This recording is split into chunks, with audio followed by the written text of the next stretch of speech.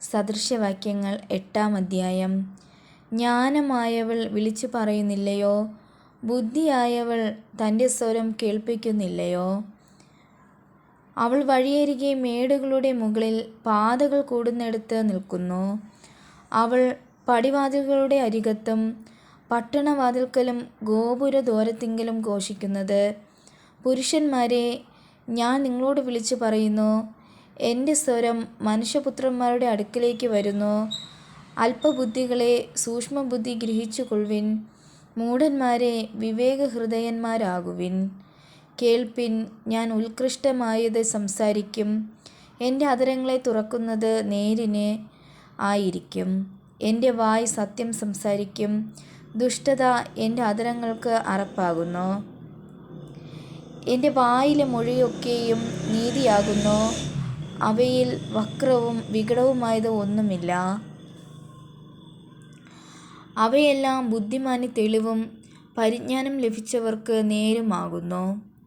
വെള്ളിയേക്കാൾ എൻ്റെ പ്രബോധനവും മേത്തരമായ പൊന്നിനേക്കാൾ പരിജ്ഞാനവും കൈക്കൊള്ളുവിൻ.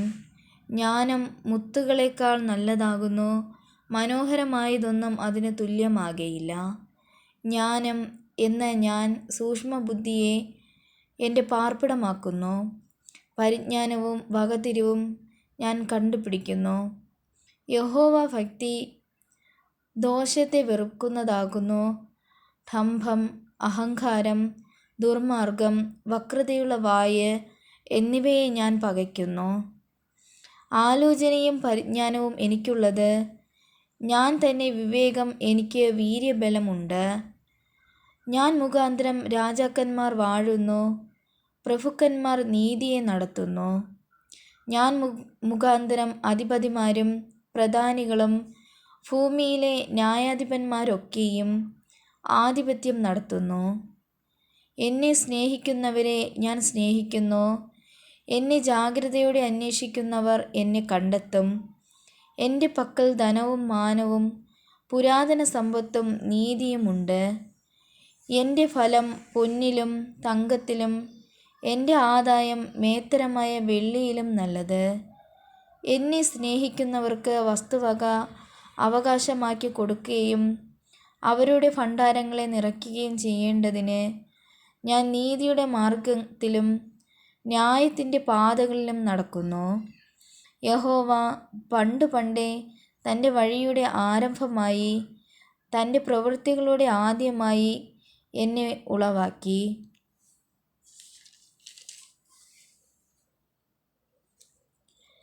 ഞാൻ പുരാതനമേ, ആദിയിൽ തന്നെ, ഭൂമിയുടെ ഉൽപ്പത്തിക്ക് മുമ്പേ നിയമിക്കപ്പെട്ടിരിക്കുന്നു. ആഴങ്ങൾ ഇല്ലാതിരുന്നപ്പോൾ ഞാൻ ജനിച്ചിരിക്കുന്നു. വെള്ളം നിറഞ്ഞ ഉറവുകൾ ഇല്ലാതിരുന്നപ്പോൾ തന്നെ. പർവ്വതങ്ങളെ സ്ഥാപിച്ചതിനു മുമ്പേയും കുന്നുകൾക്ക് മുമ്പേയും ഞാൻ ജനിച്ചിരിക്കുന്നു. അവൻ ഭൂമിയെയും വയലുകളെയും ഭൂതലത്തിൻ്റെ പൊടിയുടെ തുകയെയും ഉണ്ടാക്കിയിട്ടല്ലാത്ത സമയത്ത് തന്നെ. അവൻ ആകാശത്തെ ഉറപ്പിച്ചപ്പോൾ ഞാൻ അവിടെ ഉണ്ടായിരുന്നു.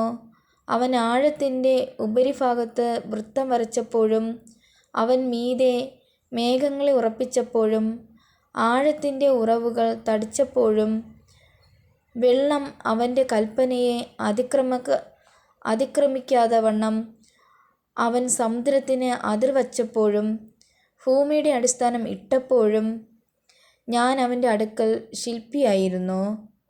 ഇടവിടാതെ അവൻ്റെ മുമ്പിൽ വിനോദിച്ചുകൊണ്ട് ദിനംപ്രതി അവൻ്റെ പ്രബോധമായിരുന്നു. അവൻ്റെ ഭൂതലത്തിൽ ഞാൻ വിനോദിച്ചു കൊണ്ടിരുന്നു. എൻ്റെ പ്രബോധം മനുഷ്യപുത്രന്മാരോട് കൂടെ ആയിരുന്നു. ആകയാൽ മക്കളെ, എൻ്റെ വാക്ക് കേട്ടുകൊള്ളുവിൻ. എൻ്റെ വഴികളെ പ്രമാണിക്കുന്നവർ ഭാഗ്യവാന്മാർ. പ്രബോധനം കേട്ട് ബുദ്ധിമാന്മാരായിരിപ്പിൻ. അതിനെ ത്യജിച്ച് കളയരുത്. ദിവസം പ്രതി എൻ്റെ പടിവാതിൽക്കൽ ജാഗരിച്ചും എൻ്റെ വാതിൽ കട്ടളയ്ക്കൽ കാത്തുകൊണ്ടും എൻ്റെ വാക്ക് കേട്ടനുസരിക്കുന്ന മനുഷ്യൻ ഭാഗ്യവാൻ. എന്നെ കണ്ടെത്തുന്നവൻ ജീവനെ കണ്ടെത്തുന്നു. അവൻ യഹോവയുടെ കടാക്ഷം പ്രാപിക്കുന്നു. എന്നോട് പിഴയ്ക്കുന്നവനോ തനിക്ക് പ്രാണഹാനി വരുത്തുന്നു. എന്നെ ദ്വേഷിക്കുന്നവരൊക്കെയും മരണത്തെ ഇച്ഛിക്കുന്നു.